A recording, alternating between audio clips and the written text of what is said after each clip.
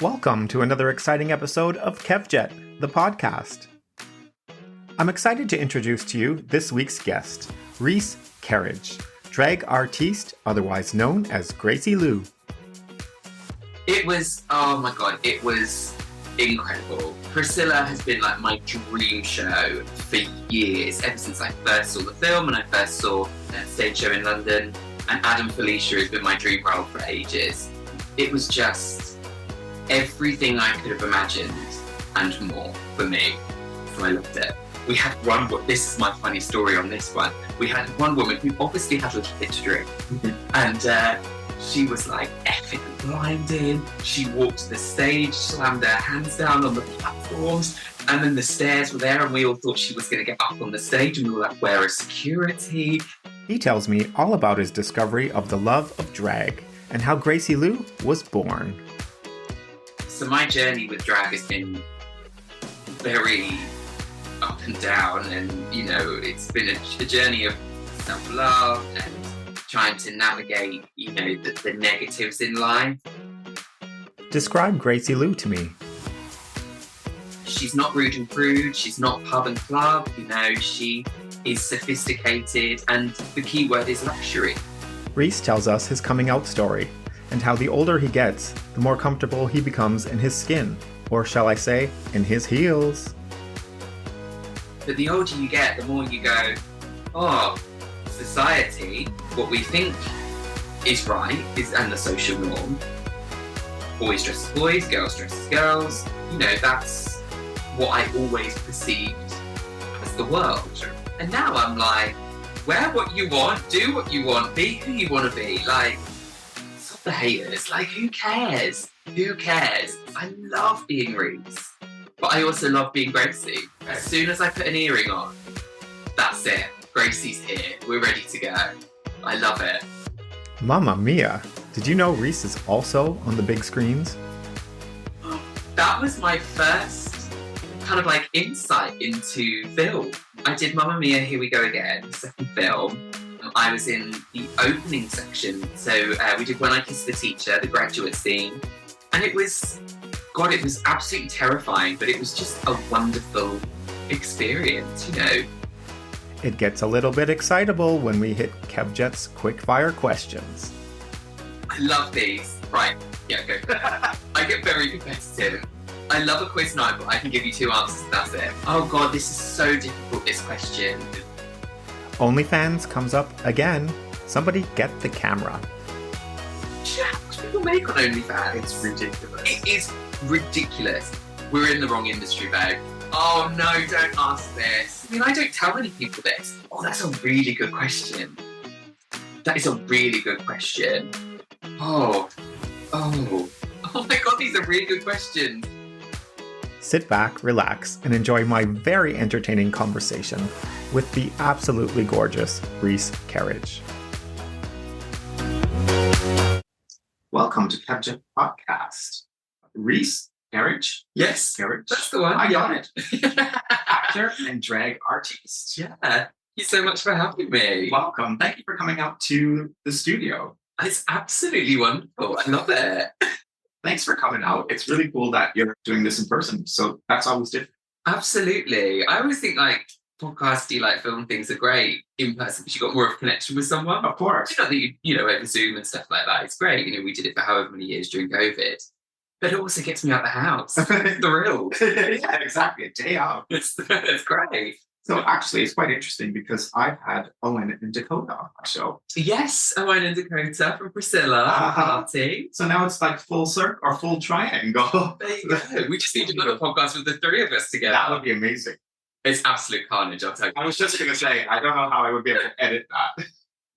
We're just you get the 3 of us together and we'll just talk. We've had some wonderful conversations though in the dressing room. I can't imagine. How was that experience? It was, oh my God, it was incredible. So Priscilla has been my dream show for years, ever since I first saw the film and I first saw a stage show in London. And Adam Felicia has been my dream role for ages. So just to be a part of the Priscilla history and the Priscilla journey was so magical for me.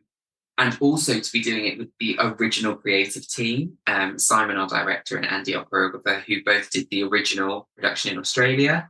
We also had Trevor Ashley, who was in the original production as a performer as well. It was just everything I could have imagined and more for me. So I loved it. I mean, when you come down on the disco ball, I mean, what is that moment like for you? So when we first texted the show, I hadn't seen the disco ball at all, and it was just this talk of this is what happens at this moment in the show. Andy, our choreographer, was like, I can't give you any choreography because I don't know what it's going to be like. I don't know how big the disco ball is going to be. So we were all kind of in the unknown until this prop turned up, and it turned up on stage, and I was like, get me on that disco ball now. And I'm terrified of heights. So obviously being suspended in the air, I was like, I don't know how I'm going to feel about this. But as soon as I got on the disco ball, it's like, I've never been scared of heights in my life. And it's just so iconic doing that iconic aria and having Kim actually sing live, which has never been done in the history of Priscilla. It's always a track. It's amazing. And Kim is she first sung in rehearsals for us, and we all just were gobsmacked. It was like you could hear a pin drop.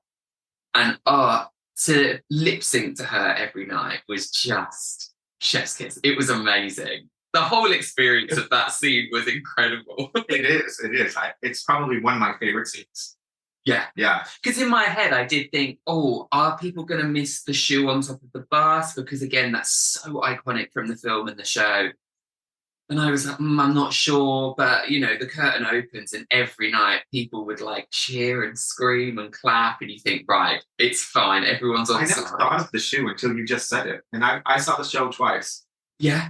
And that's the thing. In the film, it's like that is the moment of the film. Yeah. And actually, it's on the poster. If you look at the Priscilla the Party posters, the disco ball is the background, but there's still the person in the shoe on top of the bus. Right. And I was like, as soon as I saw that artwork, I was like, I don't know how this is going to go down, because you've put it on the artwork and people are going to expect it. But you know what? Everyone loved it. Of course. And I think what you're saying about like that production, I mean, sadly, it has closed now, which is such a shame. Yeah. I think there'll be life for it. I think it will go somewhere else. They'll make some money on it. They'll change bits of it. And I think it will come back to London. I have that feeling. But I think what was glorious about this version was it was so immersive, and it's the perfect show to do it with. It was so great. You get to see the musical, you get to have a party as well. And, it was just wonderful to get up close and personal with people and watch their reactions. It's so true. And I said to Owen and Dakota, I was like, I wasn't sure how it was going to work, being so immersive like that.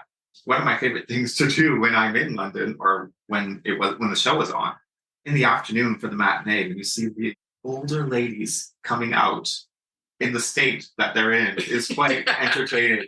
And so that must be difficult. Was it difficult for you to like not keep your eye on certain people and be entertained by them and stay in character? It's really difficult. I have to say the matinee audiences were more crazy than the evening audiences.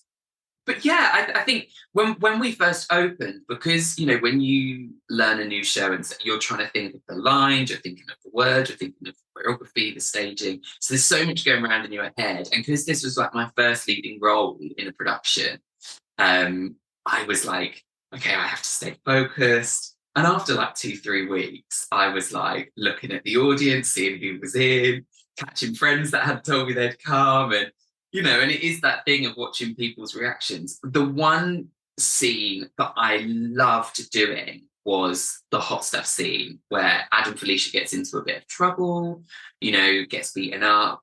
And it's that reaction from the audience of the gasp when Adam gets punched. Well, it's high energy and fun. And all of a sudden it's like completely flips on a dime. It was. And I'd have a cheeky look around and people's reactions were like, some people were just completely shocked. They froze. They didn't know what to do. We had this is my funny story on this one. We had one woman who obviously had a little bit to drink. Mm-hmm. And she was like effing and blinding. She walked to the stage, slammed her hands down on the platforms. And then the stairs were there and we all thought she was going to get up on the stage. And we were like, where is security? She was like screaming at the person who was like beating me up as Adam Felicia. Like, and I was like, oh, she's going to get up. She's going to get up on the stage. I was like, what do we do? Well, she wasn't coming for you. No, she was coming for someone else. And I was like, what do we do with this situation? Exactly. We planned for this. So yeah, it's people's reactions in that version. It was wonderful to witness. Yeah, I like sort of standing back and sort of watching the audience during the show as well. It was just a mix of community as well. Yeah, exactly. There was all types of people, and all age groups as well. And this is what I think is so special about Priscilla, is it's a story that can continue to be told and continue to be so relevant today. And I think the stories of the three queens, you've got Adam Felicia, who's the youngest, you've got Tick, who's the middle one, and then you've got Bernadette, who's the maturer one. People are going to, resonate to one of the three. And that's what I love, is there's something in the show for everyone. Yeah. And it's high camp. I mean, who doesn't want high camp? Exactly. I mean, such a fun night. It's so sad that it's gone now. If anyone who went will remember it. Absolutely. Always. And I'm convinced it will come back at some point. Good. So just tell me about Reece. Oh, well, there's not much to tell. I'm going to proudly say this because I'm 30 this year, and I get a lot of compliments. People think I'm like early 20s, and I'm thrilled. I would definitely have given you early 20s. Oh, you're too kind. The CeraVe works very well. Botox works very well. Yeah, because a lot of people say to me like, oh, I'm terrified of turning 30. And actually, I'm really excited. I feel like life has just begun for me. I didn't enjoy turning 30. I loved turning 40. Oh, interesting. For what reason? I was so excited. I just couldn't wait to turn 40. I just felt like that's when life was going to begin for me. Oh, interesting. See, that's how I feel about turning 30. I feel like life is about to begin. Good. I feel like, I've done like my childhood, I've done my teenage years, my college years. I've had the most amazing career as a performer over the past 10 years. It's been absolutely incredible. And now I just feel like I can live and do the things I want to do. That's what I want to do. Of course. And who knows what's in the future. Absolutely. Yeah, I mean, I love performing and I'll always perform. I perform as Reece, I perform as my drag artiste, Gracie Lou, my persona. Where did Gracie Lou come from? So I've always had an interest. I mean, I must go back to the start of the story because I used to be terrified of drag queens. Okay. And I think it was the not knowing who was underneath all the makeup and the costume and the wigs, because there is a person underneath all of that at the end of the day. And it's taken me a long time to realise that we are all just playing a character. It's just like being in a show, you're playing a character. So my journey with drag has been very up and down, and it's been a journey of self-love and trying to navigate the negatives in life. And so drag for me, I've always had an interest in dressing up. I always used to dress up as a kid. We talk about this. I've got a show coming to the Other Palace in London. We're also going to tour to various locations around the UK. I'm going to Spain as well, which is really interesting. I saw that. For a couple of nights, which is really cute. And we talk about this moment in the show of how my drag journey started. And one Christmas, I got this Snow White dress, like fancy dress. And I couldn't get the dress on quick enough. And I wouldn't take it off. Like, I would go to bed in it. My parents would have to take it off in the night, put it in the washing machine, to then put it back on in the morning.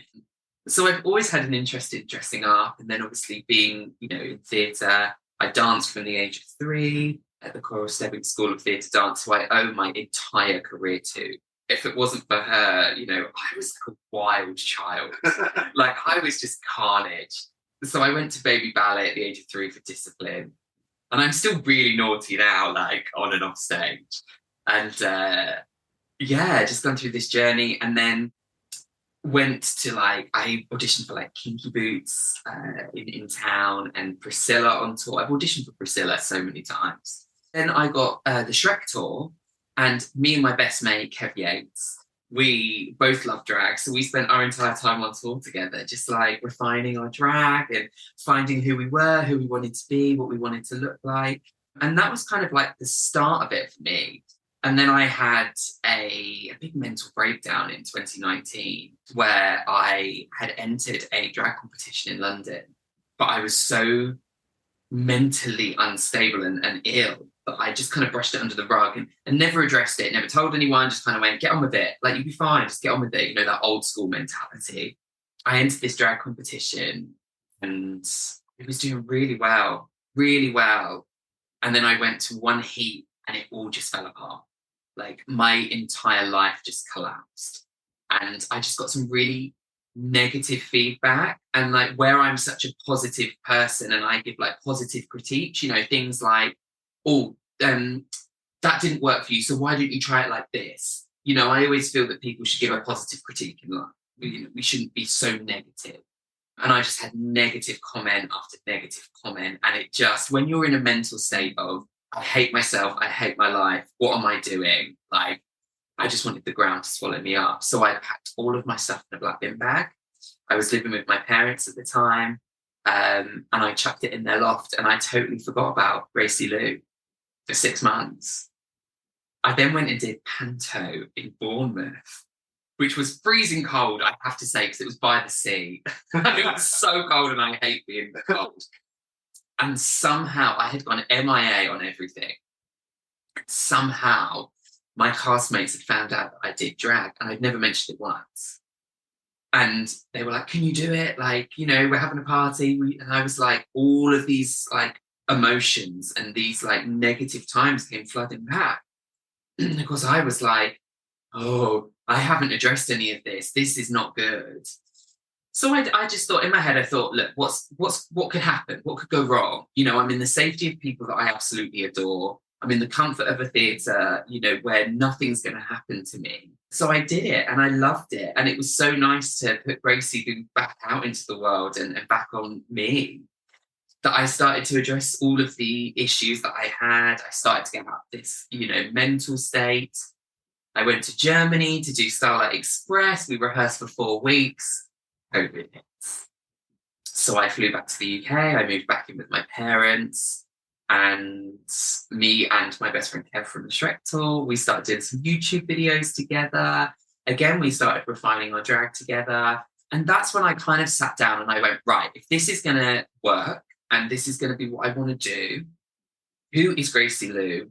What does she stand for? What is she going to do? What is she going to give to the world that's not already out there? And that's kind of where, you know, Gracie Lou started to become Gracie Lou. She is this luxury, high-class drag. She's not rude and prude. She's not pub and club. You know, she is sophisticated. And the key word is luxury. I create cabaret shows with my musical director and supervisor, Michael England, who's a renowned musical director and conductor in theatre in the concert world. And yeah, we are debuting our show Icons, where I sing some of my favourite songs by some of my biggest icons. Look at this cheeky little plug. We have like Judy Garland, Liza Minnelli, Cher, Madonna, Kylie, Whitney, so many amazing icons that we tribute to. We tell stories about, stories that connect with my life and the songs that we sing. And it's just a great night. And it's been described as sitting in your living room, having a chat with a cup of tea and a custard cream and singing a few songs with some friends. Amazing. So yeah. Sounds like a great evening. Sorry, that felt really long-winded. Is Gracie an escape for you, or do you see yourself in Gracie? Yes, she is an escape. She's that creative release for me. And yes, I do see myself in Gracie. I think we're very similar. And I think what's really nice is when I am Gracie, I'm fulfilling something that I felt I never had as a kid. So when I used to dress up as a kid, I could never go out the house looking like that. I mean, as a kid, yeah, fine. We all dress up and we all, you know, go out. People go out as, I don't know, like Thomas the Tank Engine I used to love. And I used to have this like outfit that used to be like a train. Like, it was great. And then I used to have like Snow White dresses and, you know, Cinderella dresses and stuff like that. And as a kid, I would go out. But the older you get, the more you go, oh, society, what we think is right, and the social norm. Boys dress as boys, girls dress as girls. You know, that's what I always perceived as the world. Sure. And now I'm like, wear what you want, do what you want, be who you want to be. Like, stop the haters. Like, who cares? Who cares? Exactly. If you're happy, that's all that matters. So I think that's what I see in Gracie, is she fulfills this childhood and this teenage years of me dressing up how I wanted to dress. And it's not saying that I want to be a woman. I'm so happy being Reece. I love being Reece. But I also love being Gracie. Of course. And the illusion works. I remember when we were on tour with Shrek, our musical director, we went out on a night out. I think we were in Plymouth. And it was tipping down with rain and we couldn't afford to get a taxi. So we walked to the gay bar. There's a fabulous video of me and Kev walking up the road, me with my little flip-flop shoes on. And we walk in and the musical director just was like, oh my God, you're so pretty. And started hitting on me. And I was like, babe, it's Reece. Like, what are you playing at? And I was like, well, I'm thrilled to know the illusion works. But yeah, I love being Reece, but I also love being Gracie as well. When you're sitting in front of the mirror, becoming Gracie, do you feel like, oh, she's coming to life again? Yeah, and it is. And I love that downtime of painting faces. I put on jazz music. So I don't put on, you know, the 80s tunes or that. I put on a really calm vibe. It's that time before you go out and you do the show that just takes some time, because the shows bring out that adrenaline, you know, even in theatre, you know, I used to love sitting in like the Priscilla dressing room, and it would either be really quiet, but dead silent, or we'd have a chat, you know, and we'd have a laugh. And I used to love that because it was the calm before the storm. And it's the same with Gracie. You know, you just see it all come together. And it is that moment of trust the process, because things go wrong all the time. Things go wrong and you're like, right, how do I fix this? But as soon as it's all there, and people always say to me, they're like, what is the last thing that you do to become Gracie? Like, makeup wise for me, it's always a lip or a lash. That's when she comes to life. Sure. But the big thing for me is an earring. Okay. As soon as I put an earring on, that's it. Gracie's here. We're ready to go. I love it. Amazing. So it sounds like your family was very supportive growing up.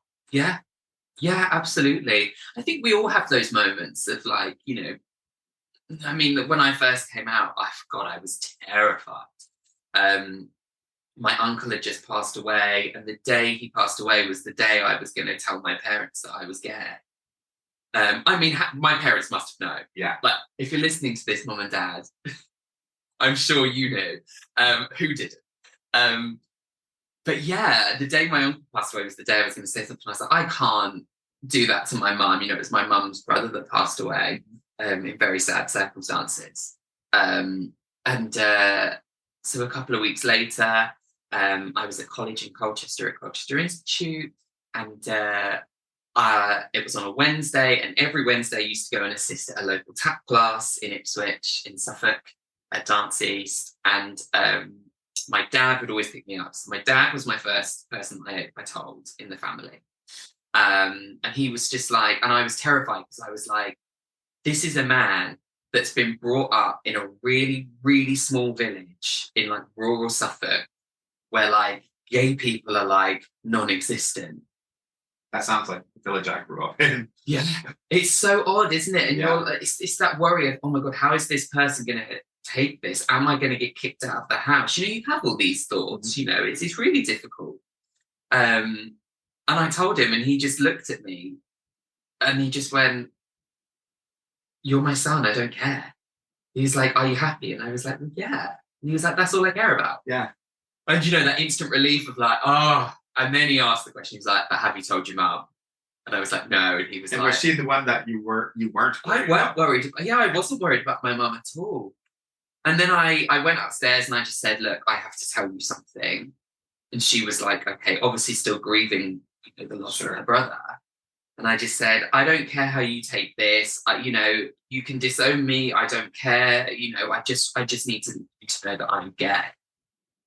And it was dead silence, like awkward. And you know, you're like, I don't know what to do in this situation. Like, so I just said, I'm going to leave that with you. It's fine. And my mum used to take the train to go to Colchester every day. Like, we'd leave at 6:50 in the morning, bless us. And I got up super early because I was going to walk, because she didn't get up that morning. And I was like, so you went this whole night without a conversation? Yeah, we hadn't spoken. It was really awkward. And I got up, went to leave, and she was like, I'm now coming. So we sat in the car and it was like dead silent. And we got to the station and she just said, "Why did you decide to tell me last night?" And I was like, well, I needed to get it off my chest. I needed people to know. I just felt like it was the right time. I was going to do it, you know, and it all just started to like pour out. Sure. And she was like, okay. I was like, okay, bye. Have a nice day.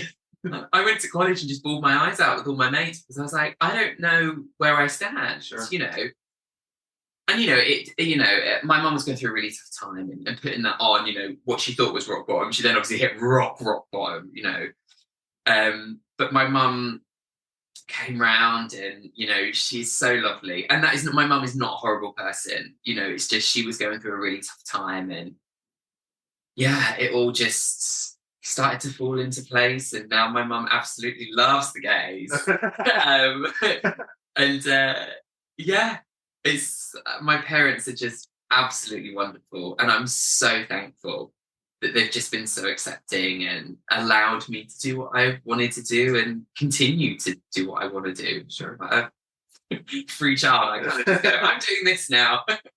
Okay, enjoy yourself. And they're like, we'll be there. Exactly. We'll support. Well, it's Pride Month. So what does Pride mean to you? Oh, Pride just, for me personally, is I just want everyone to be happy. I'm such a people pleaser. Like, as long as people are happy, that's all I care about. I love helping people. You know, like I love being creative, you know, creating shows and stuff like that. And if people come to me and they're like, I've got this idea, I'll sit and brainstorm with them. Or, you know, like kids I used to teach when they were younger are now in the industry and I'm in the audition room with them. And it's like, oh, this is weird. Like helping them find agents and trying to like help them, you know, get on, you know, the audition ladder, stuff like that. So Pride for me is wanting people to be happy, and seeing people be happy fills my heart with so much joy and love. It's acceptance, as always. I just don't get this whole, you know, coming out thing and wanting to be accepted. It should just be the norm. Like people, like I said before, be who you want to be, do what you want to do. You know, that's what it should be. It totally should. And I always just say, you know what? The moral of the story in my life is just don't be a dick. Exactly. I was literally having this conversation. I filmed a commercial the other day, and it was in drag. So obviously I spent a lot of time in hair and makeup lady.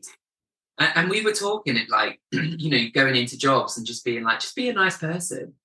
You know, that's all people want. So true. You know, just be friendly. You know, you don't have to be happy all the time, but just be a nice person. Yeah. You know, don't say anything that's going to like come back on you. Don't say anything that's going to like cause upset. There's no point. Life's too short. Exactly. I see that you were a dancer in Mamma Mia. Yes. What was that like? That was my first kind of like insight into film. I did Mamma Mia, Here We Go Again, second film. I was in the opening section. So we did When I Kissed the Teacher, the graduate scene. And it was absolutely terrifying, but it was just a wonderful experience. You know, there was like 80 of us. I think it was Shepperton Studios we rehearsed at. We all turned up. We learned choreography. It changed so many times that my brain could not compute. And even on the day of filming, stuff was changing. And I did it with a very, very dear friend of mine, Laura Jonas, who I did the Shrek tour with as well. And I also toured Peter Pan Arena tour with, that starred Boy George. So we've worked together quite a lot. And she is comedy gold. She has me in fits on anything. We've had such a great time on every job. But God, Mamma Mia, we were like, she was in front of me and I was behind her. I was on the end when we filmed on like the canal when Lily James and the girls were on the canal boat and they jumped into the river. And Laura was there, I was behind, and there was no cameras anywhere near us. So we were like, great, if we go wrong, we're fine. And then they went, lunch. So we knew where our spaces were. We came back, camera right there.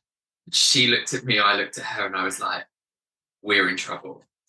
I was like, we're in trouble. I was like, you better not get it wrong because I'm following you. She was like, I'm following the person in front. I was like, well, you better tell them to get it right then.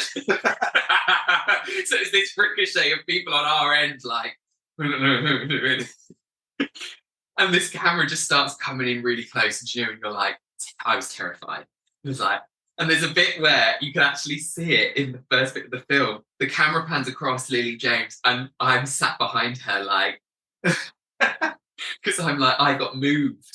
I was like in the back row on those seats, and I got moved to the row behind her, and I was terrified.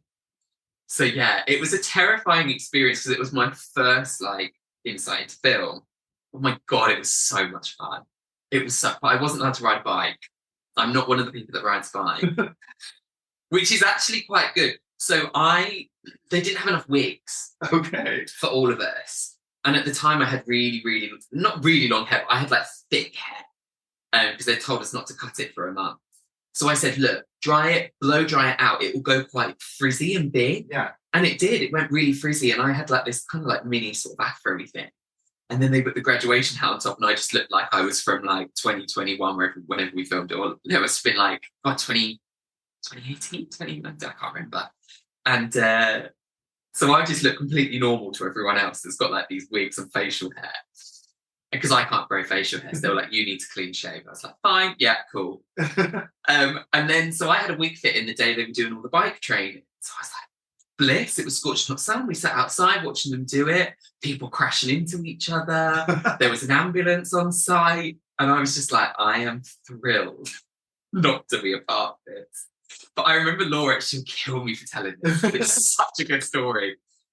There's a bit where in the film we all burst out of a door and we all ran to get the bikes, and all the bikes were lined up. We had to run in a specific order to get the bikes because they were all height bits. This is like the only bike thing I did, but I never got to ride on camera because they stopped before.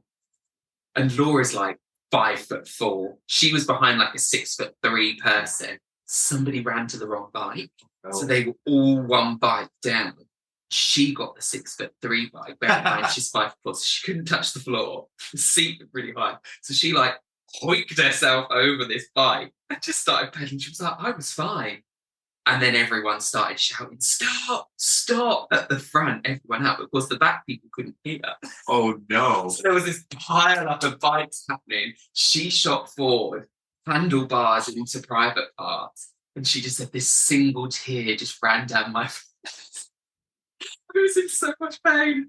And she was telling me because I was wet. So she's like, it's not funny. Oh my goodness. So yeah, we had some great times filming that. It's over so quickly. We rehearsed for a week, we filmed for 4 or 5 days, and then that was it. We were done. Did you film on location? Yeah, we were at Oxford. So we were at Oxford University and then a canal somewhere just outside of Oxford. Okay. So yeah, it was a wonderful experience. I'm thrilled I got to do it. Wow. Have you gone to Mamma Mia dinner theatre? Do you know what? I haven't. And when I got Priscilla, I was like, I need to go to Mamma Mia to kind of suss out what the vibe's going to be like. But from what I'm told, Mamma Mia is quite different to Priscilla. Ours was very like immersive standing, whereas I think Mamma Mia is all seated. I think it is. I think it's more of a dinner theatre, isn't it? Yeah. Yeah. So, but no, I'm yet to go. Our associate director, Matt, is the associate director on that. Okay. So I'll go and support. Yeah, definitely. I've seen people come out of that in the same state that they come out of Priscilla. Yes, I've heard from Matt. Lots of time, because they come out at the same time as when a concert finishes in the O2. So it's like 2 different crowds mingling, which is quite entertaining on the train. People watching it's great. It is. It's amazing. It's amazing. I guess, are you doing, well, you have your show, which is coming up. Yes. But are you doing any auditions for anything at the moment? So, I mean, yes, but it's such a quiet time for the industry. I still don't think people realise the effects that COVID is still having on our industry. And I think it's really tough for producers to financially put money down and go, if I put this down, I'm probably going to lose all of this money. You know, it's all swings and roundabouts. It's what, you know, the general public don't see goes on behind the scenes. Sure. Performers, we don't know what goes on behind the scenes. But yeah, you know, there's a few things about. I think for me now, having been like ensemble cover for quite a long time and Priscilla being like my first lead role, things have changed for me. And there's other things I want to explore. So I will always perform and I will always audition, you know, if I think something's right. I filmed a commercial this week, which has been amazing. I got to be Reece and I also got to be Gracie Lou. I'm learning how to make wigs in September. Learning like the lace cap making the lace caps and then knotting all the hair in. So like is another skill.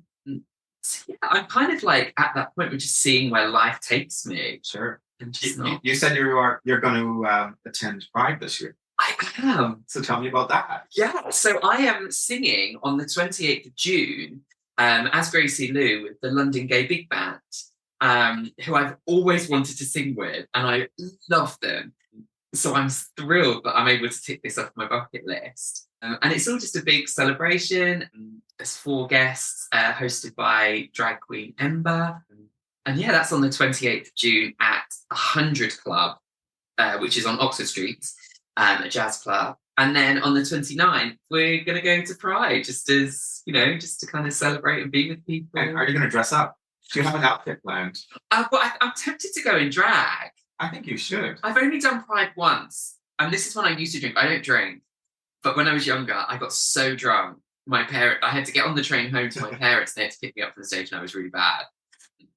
So yeah, I've only ever been to Pride once. So I really want to go. And yeah, it'll be a nice to be around, like-minded people and go and celebrate with everyone. It's a great experience.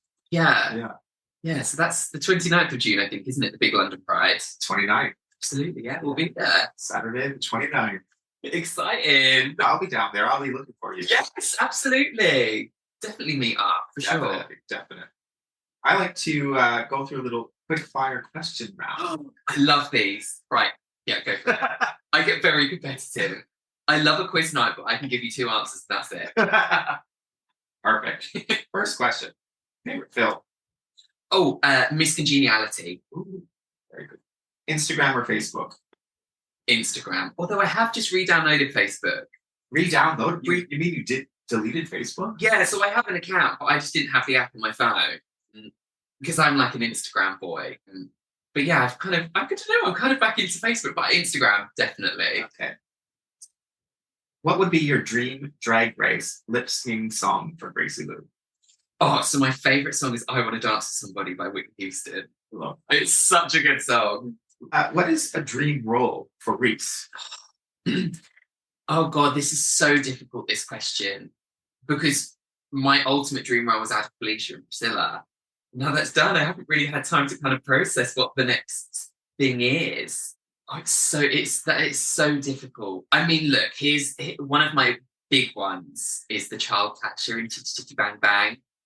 It used to terrify me as a kid, and it was the first West End show I ever saw at the Palladium. So I think that the child, I just love playing evil roles. Do you have a celebrity crush? Oh, do you know what? Not really. Okay. No, I don't think I do. I mean, look, I love Anna Wadigo. Oh my God, if she walked through the door right now, I don't know what I'd do. I'd probably just freeze and scream. I was going to say, would you ever be starstruck by somebody, or have you been? I think it's interesting being in the arts industry, because you're always in shows with, there's bound to be a name in a show. I did Panto with Josie Lawrence, Panto with Keith Chegwin, some peace. Laura Maeve, called the midwife, and the X Factor. So you kind of get used to being around those sorts of people. I mean, look, here's an analogy. I always say the queen could still be the queen, and the king could still be the king, and live in a 2-bed flat. Famous people they're just normal people. Exactly. But, So no, I don't really get starstruck. But I will say, when we were doing Priscilla, we did the London Eurovision party at Altinet. And me and Trevor Ashley went out and did some press. And Conchita walked in our dressing room and I froze. Because it took me completely off guard. And I was just you think, oh my God, if I ever met this person, I'd be such inspiration. What you do is fantastic. It's so lucky to meet you. And I just went, hi. So it's okay, that's where we're heading with this one today. So yeah, it's difficult. It's difficult to answer that one because I think we're around people like that all the time. Of course. This goes back to an earlier conversation. Would you ever have an OnlyFans account? Do you know what? No, I wouldn't. I think I have a little bit too much pride, a little bit too much snobbery. But I always said, if times got hard, times is hard, Mrs. Lovett said in Sweeney.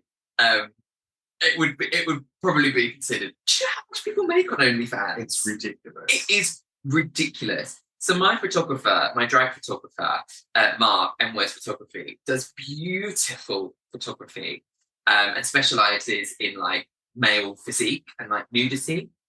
Oh my God, he was telling me that, you know, he went to shoot, I think it was like some award ceremony for like All Stars or something. And he was telling me how much people get paid and how much people get from their OnlyFans. And I was like, definitely in the wrong industry. Because theatre doesn't pay that much. We're in the wrong industry, babe. I know. Call your photographer friend. That would be a good one, wouldn't it? Who's your favorite singer? Oh, no, don't ask this. You can only answer one name. Oh, no.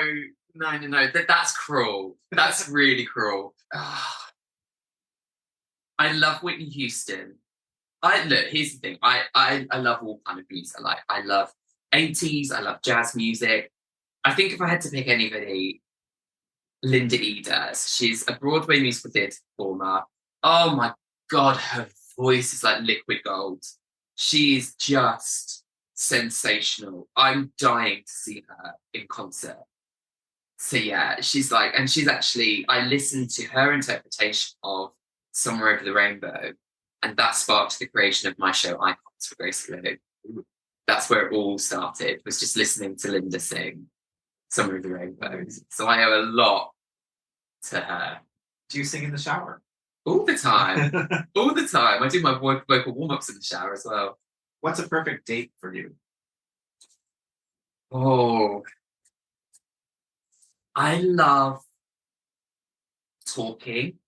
So like going for a nice dinner where like it's just like really soft jazz music, but like piano playing in the corner would be gorgeous. Nothing too loud. Like I don't like going clubbing. I can't do that. Or as a kid, I'd be like, yeah. Now I'm just like, sit on the sofa, watch a film. But yeah, I'd love going to like a really quiet bar. The image I have in my head at the moment is the Ivy, so the Ambassadors. It's really, you know, classy, chatting, having dinner with like really nice, calming music playing. That's my dream. Sure. Do you believe in ghosts? Yes. Yes. Tell me why. Oh my God. So this Most is people so. say no, and I don't get to ask the question now. I don't think I don't tell many people this. I believe in like the supernatural. I believe. So like I love talking to mediums. So do I. Oh my God. It's like I've had a couple on my show. I love it. Kim, who's the opera singer in Priscilla, is like a practicing medium. Okay. She did a reading with me. Oh my God, she is amazing. She is absolutely incredible. And Kim, not saying that I never spoke to Kim, but Kim's not somebody that I ever came across in my track in Priscilla. I didn't see any of the ensemble. Right. It was only us three queens, Steve, who played Bob the mechanic. They were the only people I saw during my show in Priscilla, like backstage, because it's so busy. So it was really nice to sit down with Kim. Now, bearing in mind, I haven't like said a lot to Kim about like my personal life, my family. And my nan and granddad passed away during COVID. It's not something that I tell to many people, you know. And my nan came through and she was like saying, there's this really short lady, she's got like white hair. And I said, does she look like the Queen? She said, yes. I went, that's my nan. And no one would know that because nobody met my nan. Sure. And like other things, like, this is really odd. So my dance teacher, Coral, always used to say, empty buckets rattle the loudest. And it's always a phrase that stuck with me and I say it all the time. And she said, I'm getting coral and a bucket. And I was like, are they saying something? She was like, yeah, it's like a saying. I was like, empty buckets rattle the loudest. She said, yes. I went, nobody would know this. And Kim wouldn't have known that. Wow. And it's when you say things and they say things like that and it all connects and you go, oh, this is special. Like this person's on it. I love that. It brings me such a sense of peace and calmness. I hate the unknown. Like I hate if somebody says we're going to do something, it's always, what are we going to do? What do I need to wear? I'm the same. I hate it. I would hate a it. surprise party. That would just kill me. Yeah. I have to know everything about it. I'm such a schedule, timetable by the book person. What's your sign? Cancer. Okay. I'm an emotional wreck. Boy George is really into stuff like that. Okay. Really. And the first thing he asks you when he meets you, what's your star sign? Really? First thing he'll ask you. Yeah. Love that. It's really interesting. When we toured Peter Pan Arena Tour, we opened in Blackpool for October half term. And I was standby Peter Pan, so I got to sit out front and watch a lot. And he just come and sat down and he went, what's your star sign? And we were talking about star signs. And I love it. I just find it so calming and it just brings that sense of peace. Especially like Nan and Grandad, you know, they went during COVID and didn't get to see them a lot. And, you know, it's such a shame, you know, that you don't get to hug your loved ones and stuff like that. And my Nan and Grandad were so loved in their little village, like hundreds of people would have come to her funeral. We could only have 30. Yeah. You know, it's such a shame. So it's that nice peace of mind to go, are Nan and Grandad together? You know, yes. Can you confirm that? Are they happy? Yes. Fine. That's all I care about. Exactly. You know, I still care about people that aren't here. That's right. I love that. I'm the same. What's the worst job you ever had? Oh, this is interesting. To be honest, I think every job. Are we talking performing jobs? Any job. Any job. Okay, so if we're talking performing jobs, I've loved every job that I've had for different reasons. And there's always bits of jobs that you just don't gel with, whether that be the people that you're with, whether that be the management and how the job is managed. Sometimes you just make a really wrong choice in accepting contracts. You know, you just never know. It's the unknown. And that's the thing that bugs me is I can't control. I don't know how it's going to play out. You know, I've had jobs sold to me that weren't what they were sold to me as in auditions. God, it's so... I mean, look, I've taught kids for years. So sometimes teaching is really difficult because I'm like, I need to be away from these kids. But I find it so rewarding. I love teaching. So yeah, for me, it's there's things that I've loved about jobs and things that I've hated about jobs. Well, it's positive because there wasn't one that just shot to mind. No. I mean, there is one. But I don't think I was in the right headspace at the time to have loved it as much as I wanted to love it, which is why I want to do that job again. One person that you would love to sit down and have coffee with? Oh, that's a really good question. That is a really good question. Oh, do you know the person that springs to mind is Elvis? I always loved Elvis as a kid. Like my bedroom was Elvis and dolphins because I love dolphins and I also loved Elvis. So I think I'd love to sit down and talk to Elvis, you know, just like that. The career that he's had, and yeah, definitely Elvis, I think. Great answer. Are you a morning or a night person? Oh, I think it depends on who you talk to.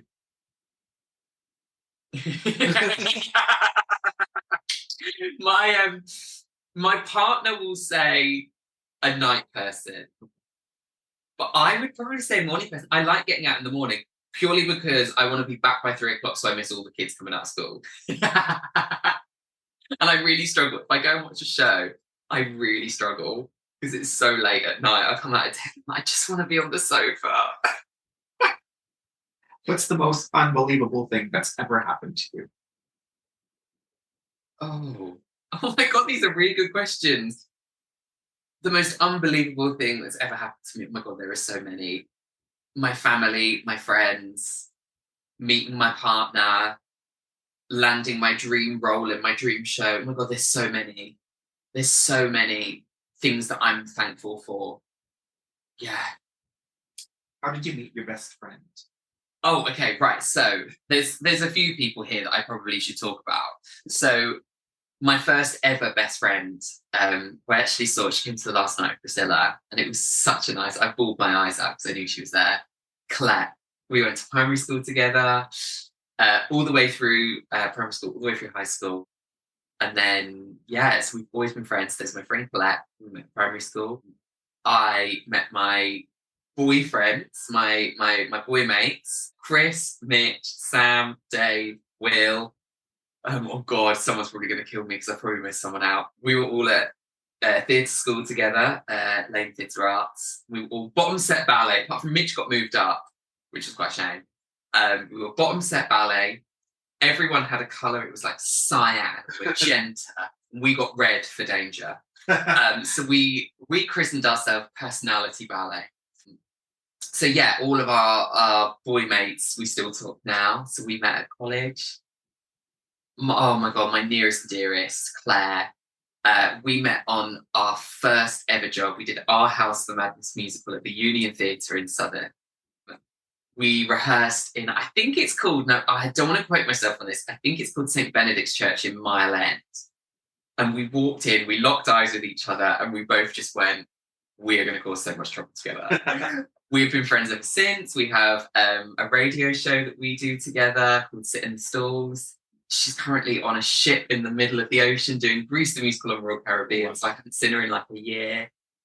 But yeah, she's like my person that I confide in. Kev, I met on Shrek. All of my Priscilla lot are my nearest and dearest. My God, there's probably so many people that I've missed off. I've met so many people. Ian, who I met through the industry, who's the general manager for Disney, works on Frozen and Aladdin. What makes you smile? Crisps. I love eating crisps. That makes me happy.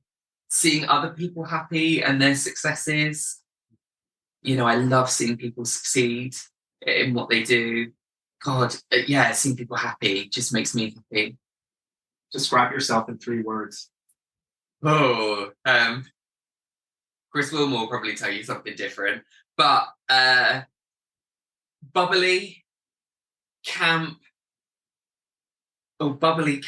and the I don't know. But God, it's so hard. Bubbly, camp, and I want to say fun, but that's so cliche. Sequins. I love sequins. Sparkle. There you go. Sparkle. Perfect. The favorite podcast you've ever been on? This. Perfect. I can't get cancelled. Amazing. Thank you so much, Reece, for this lovely conversation. No, thank you. It's wonderful. It was fun.